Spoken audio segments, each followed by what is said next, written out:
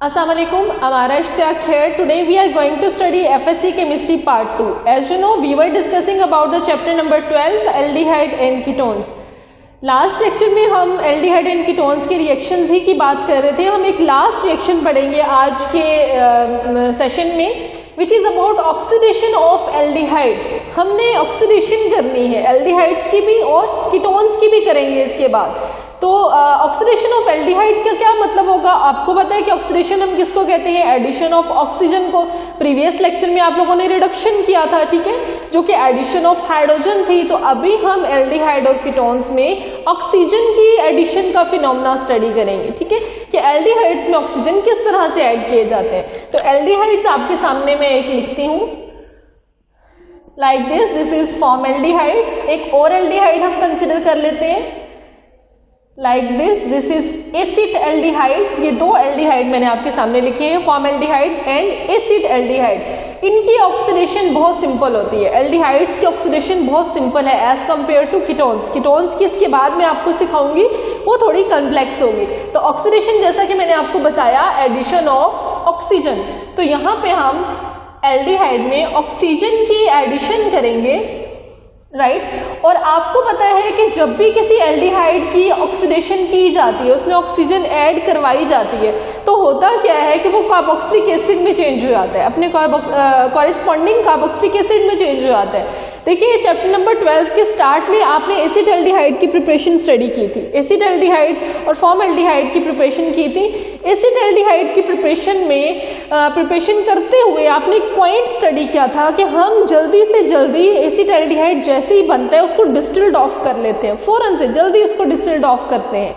हम क्यों जल्दी से उसको डिस्टिल्ड ऑफ करते हैं? ताकि वहां पे ऑक्सीडाइजिंग एजेंट मौजूद है, एयर मौजूद है, एयर का मतलब ऑक्सीजन मौजूद है, तो वो उस एसिड एल्डिहाइड को एसिटिक एसिड में, मतलब उसके कॉरेस्पॉन्डिंग कार्बोक्सिलिक एसिड में चेंज ना कर दे. ये पॉइंट आप लोगों ने रिवाइज करना है. अगेन जाने preparation of acid aldehyde, laboratory preparation, जो कि इस चैप्टर के स्टार्ट में आप लोगों ने पढ़ी थी, उसमें देखना है, वहां पे भी आपने ये पॉइंट स्टडी किया था कि अगर किसी एल्डिहाइड को ऑक्सीजन के साथ ज्यादा देर तक पड़ा रहने दिया जाएगा तो वो फौरन से अपने कॉरेस्पॉन्डिंग एसिडिक एसिड में चेंज हो जाता है. तो इधर भी वही फिनोमेना होगा.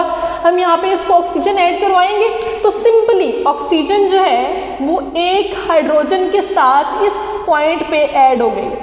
ये ऑक्सीजन सिंपली एक हाइड्रोजन के साथ ऐड हो जाएगी और इस तरह से ये एल्डिहाइड कन्वर्ट हो गया कॉरेस्पॉन्डिंग कार्बोक्सिलिक एसिड में. Now this was formaldehyde. ये हमने फॉर्मल्डिहाइड का मेंबर लिया था और इसकी ऑक्सीडेशन होने से इसका corresponding carboxylic acid which is formic acid, हमारे पास यहाँ फॉर्मिक एसिड बन गया. और सिमिलरली हमारे पास अगर एसिड एल्डिहाइड है और इसकी हम ऑक्सीडेशन करवाएंगे तो सेम ऊपर वाले प्रोसेस के जरिए से सिर्फ एक हाइड्रोजन जो है वो ऑक्सीडाइज हो जाएगा और उसके साथ ऑक्सीजन जाके रिजाइड करेगी. ये रिएक्शन हम बहुत बार पीछे पढ़ चुके हैं प्रिपरेशन ऑफ एसिड एल्डिहाइड में भी और वैसे भी. देखिए अभी क्या होगा कि सिंपली एसिड एल्डिहाइड का हाइड्रोजन के साथ ऑक्सीजन ऐड हो जाएगी. अब ये कॉरेस्पॉन्डिंग कार्बोक्सिलिक एसिड बन गया. ये मेंबर क्या था? Acid aldehyde. This was acid aldehyde and now this is acetic acid.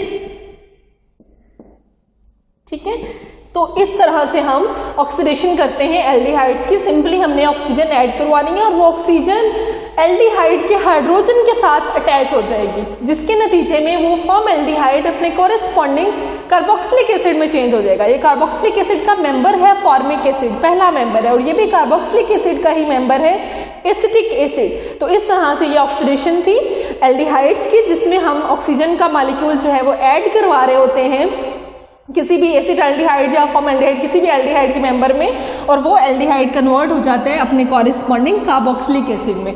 अभी हम बात कर लेते हैं कैटलिस्ट की, कि यहाँ पे कंडीशंस क्या होंगी, किस कंडीशन में ये ऑक्सीडेशन परफॉर्म होगी. रिएक्शन तो आपने देख लिया ना कि सिंपली एक एल्डिहाइड है, उसमें ऑक्सीजन ऐड कर रहे हैं और वो कार्बोक्सिलिक एसिड में चेंज हो रहा है. लेकिन अभी हम बात करेंगे कि कौन से कैटलिस्ट यहाँ पे इस्तेमाल हुए इसको ऐसा करवाने के लिए. देखिए कैटलिस्ट दो तरह के होते हैं. एक होते हैं स्ट्रॉन्ग कैटलिस्ट जो बहुत अच्छे से काम करवाते हैं, राइट, वो स्पीडी रिएक्शन होता है उनका.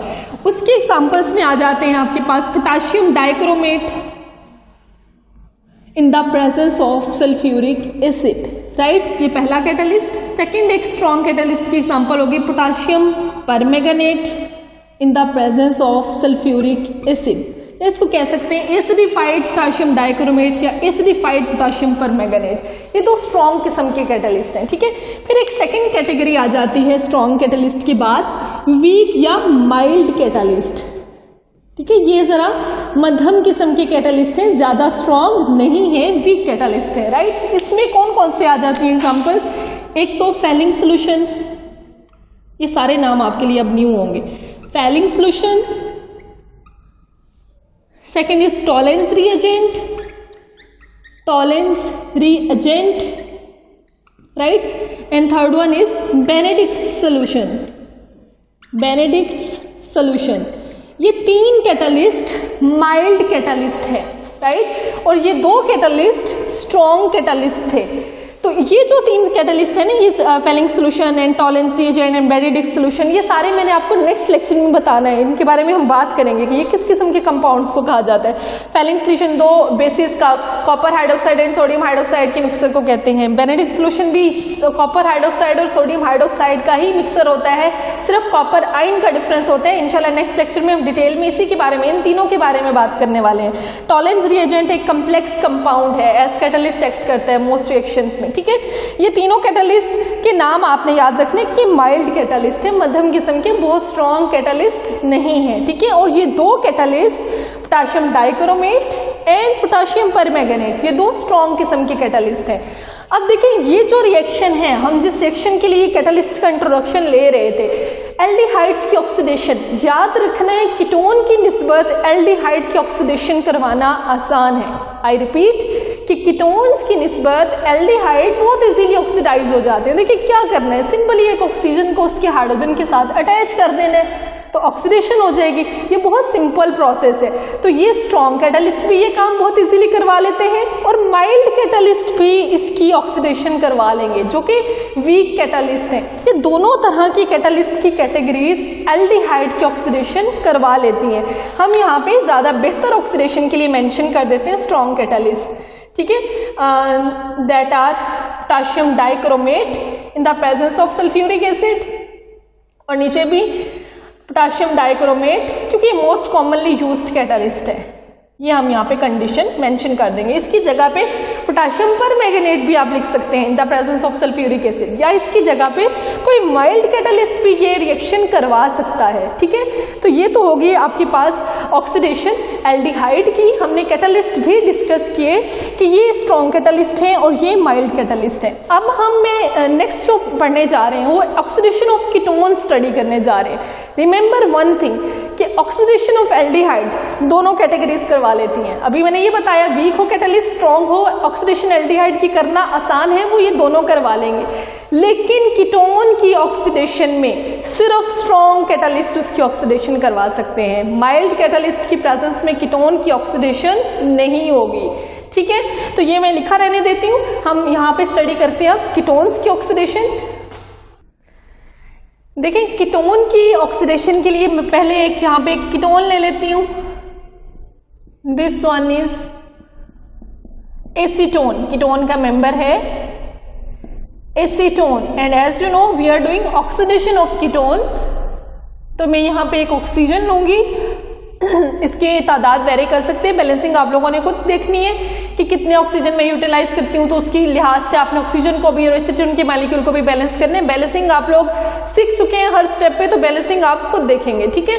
तो अभी देखें कि मैं आपको सिखाती हूँ कि ऑक्सीडेशन करनी कैसे है हमने एसीटोन की, कीटोन की, राइट। तो अभी इसकी ऑक्सीडेशन में इसकी दोनों साइडों पे कोई हाइड्रोजन नहीं है जिसके साथ हम ऑक्सीजन लगा देंगे। मैंने एल्डिहाइड में बताया था सिंपल जो हाइड्रोजन एक साइड पे लगा हुआ है उसके साथ आपने ऑक्सीजन अटैच कर देनी है। बट देखिए यहाँ पे कोई भी हाइड्रोजन एटम डायरेक्टली अटैच नहीं होता, क्योंकि ये कीटोन है और कीटोन की रिक्वायरमेंट है कि दोनों साइडों पे अल्काइल ग्रुप अटैच हुए हुए होंगे। तो यहाँ पे ऑक्सीडेशन करने के लिए आपको ये स्ट्रॉन्ग किस्म का कार्बन और कार्बन के बिटवीन का बॉन्ड तोड़ना पड़ता है, ये बॉन्ड तोड़ के इस ग्रुप को हम अलहदा करके इसकी ऑक्सीडेशन करते हैं, ठीक है। तो अभी हम यहाँ पे क्या करेंगे, कीटोन के ऑक्सीडेशन में इस बॉन्ड को तोड़ेंगे। तो ये बॉन्ड तोड़ने के लिए हमें जो कैटलिस्ट रिक्वायर्ड होंगे वो कौन सा होगा। अभी मैंने पिछले एल्डिहाइड के ऑक्सीडेशन में ये बात मेंशन की थी कि दो तरह के कैटलिस्ट होते हैं, स्ट्रॉन्ग और माइल्ड। माइल्ड कहते हैं वीक कैटलिस्ट, जो ज्यादा स्ट्रॉन्ग नहीं होते हैं, ठीक है। तो इस कीटोन की ऑक्सीडेशन में हमें स्ट्रॉन्ग किस्म का कार्बन और कार्बन के बिटवीन प्रेजेंट बॉन्ड तोड़ना है। That is why mild catalyst can not do this, वो ये रिएक्शन नहीं करवा सकेंगे क्योंकि वो वीक हैं। तो सिर्फ स्ट्रॉन्ग कैटलिस्ट, ये कैटलिस्ट या तो potassium dichromate in the presence of sulphuric acid या फिर potassium permanganate in the presence of sulphuric acid, strong catalyst में से कोई एक कैटलिस्ट ये काम ऑक्सीडेशन का करवा सकता है, ठीक है।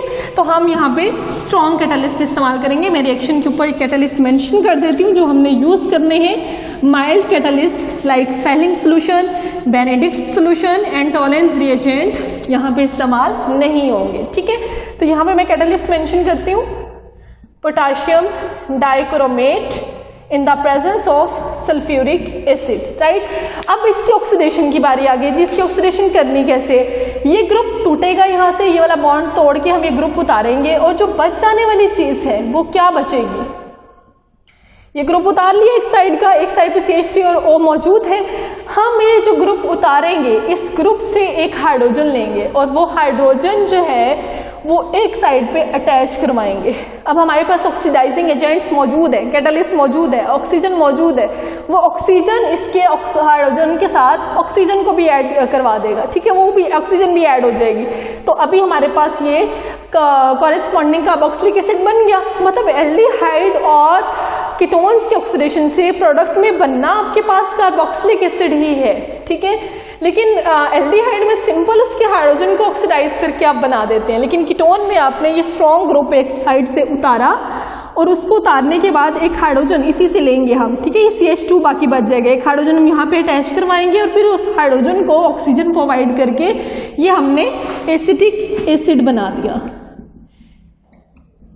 राइट। इसके साथ अब यहाँ पे ये CH2 ग्रुप आपने उतारा था, CH3 उतारा है बट एक H को वापस कर दिया था। CH2 ग्रुप जो है उसको मैं कैसे लिखूंगी, CH2 है, C के पास 2 हाइड्रोजन है। Is that clear. ऐसे हम इसको लिख सकते हैं CH2, राइट। तो इसकी ऑक्सीडेशन करेंगे, एक ऑक्सीजन ऊपर डबल बॉन्ड की मदद से लगाएंगे क्योंकि कार्बन की वैलेंसी को आपने सेटिस्फाई करना है। और जब ये एल्डिहाइड बन जाएगा, ऑक्सीजन भी मौजूद है, कंडीशंस भी मौजूद हैं, तो ये ऑक्सीडाइज होके फर्दर हाइड्रोजन के पास एक ऑक्सीजन अटैच हो जाएगी। तो ये क्या बन जाएगा, फॉर्मिक एसिड। ये भी एक कार्बोक्सिलिक एसिड का मेंबर बन गया, राइट। तो अभी नोटिस करें कि यहाँ पे जो हमारे पास 2 कार्बोक्सिलिक एसिड बने हैं वो दोनों डिफरेंट हैं। हम कह सकते हैं कि हमारे पास मिक्सचर ऑफ कार्बोक्सिलिक एसिड बना है। 2 तरह के कार्बोक्सिलिक एसिड बने हैं, एक एसिटिक एसिड और एक formic acid. Now important point note करें कि जब भी आप ऐसे कीटोन की ऑक्सीडेशन करेंगे जो सिमेट्रिकल कीटोन होगा, मतलब कार्बोनिल की दोनों साइडों पे अगर सेम ग्रुप अटैच हुए हुए हैं और वो सिमेट्रिकल कीटोन है, तो हमेशा आपके पास प्रोडक्ट में 2 तरह के कार्बोक्सिलिक एसिड बनेंगे, मतलब मिक्सचर ऑफ कार्बोक्सिलिक एसिड बनेगा जब भी आप सिमेट्रिकल कीटोन्स लेंगे। अब मैं अनसिमेट्रिकल कीटोन की ऑक्सीडेशन करके आपको दिखाती हूँ कि वहां पे आपके पास हमेशा प्रोडक्ट में एक ही तरह का कार्बोक्सिलिक एसिड बनेगा। अगर एसिटिक एसिड बने तो दोनों जो ग्रुप्स बनेंगे आपके पास वो दोनों एसिटिक एसिड होंगे। यहाँ पे तो एक फॉर्मिक एसिड है ना और एक एसिटिक एसिड है। ऐसा क्यों है, 2 डिफरेंट कार्बोक्सिलिक एसिड क्यों बने हैं, क्योंकि स्टार्टिंग मटेरियल है हमारा सिमेट्रिकल कीटोन, ठीक है। ये सिमेट्रिकल कीटोन आपको पता है, आपने स्टार्ट में स्टडी किया होगा। सिमेट्रिकल कीटोन हम ऐसे कीटोन को कहते हैं जिसमें दोनों R ग्रुप, मतलब दोनों अल्काइल ग्रुप सेम होते हैं। अब हम देखते हैं अनसिमेट्रिकल कीटोन किस तरह से ये रिएक्शन देगा। देखिए, we are going to study oxidation of unsymmetrical ketones. And आपको पता है कि अनसिमेट्रिकल कीटोन्स किसको कहते हैं, अब जिसमें कार्बोनिल ग्रुप के दोनों साइडों पे डिफरेंट अल्काइल ग्रुप अटैच हो। देखिए, मैंने एक साइड पे मिथाइल ग्रुप अटैच करवाया है और एक साइड पे ethyl group. You can see कि कार्बोनिल ग्रुप के दोनों साइडों पे अगर डिफरेंट ग्रुप्स अटैच हैं तो ये अनसिमेट्रिकल कीटोन कहलाएंगे। अब इसकी ऑक्सीडेशन करेंगे हम, मतलब addition of oxygen. in the presence of catalyst that will be strong catalyst, strong oxidizing agent. strong catalyst का मतलब strong oxidizing agent, क्योंकि ऑक्सीडेशन हो रही है यहाँ पे, राइट तो ये देखें ये स्ट्रॉन्ग कैटलिस्ट ले लिया हमने। अभी देखें दो कंडीशंस यहाँ पे होंगी, एक तो ये अनसिमेट्रिकल कीटोन है तो सेम तरह के कार्बोक्सिलिक एसिड बनेंगे, जैसा कि मैंने आपको बताया कि अगर सिमेट्रिकल कीटोन हो तो डिफरेंट कार्बोक्सिलिक एसिड बनते हैं। अब ये अनसिमेट्रिकल है तो इसमें अब आपके पास माइंड में क्वेश्चन आ रहा होगा कि मैडम किस ग्रुप को उतारेंगे, इस ग्रुप को या इस ग्रुप को, क्योंकि आप किसी भी एक ग्रुप को आपने रिमूव करना है। आपको पता है कि स्ट्रॉन्ग किस्म का कार्बन कार्बन बॉन्ड ब्रेक करना होता है जब आपने ऑक्सीडेशन ऑफ कीटोन करनी होती है, क्योंकि यू नो कि ऑक्सीडेशन ऑफ एल्डिहाइड में आपने कोई बॉन्ड ब्रेक नहीं करना था, स्ट्रॉन्ग वीक दोनों कैटलिस्ट वो काम करवा रहे थे, बट यहाँ पे स्ट्रॉन्ग कैटलिस्ट भी आप इसीलिए लेते हैं क्योंकि स्ट्रॉन्ग बॉन्ड तोड़ना है।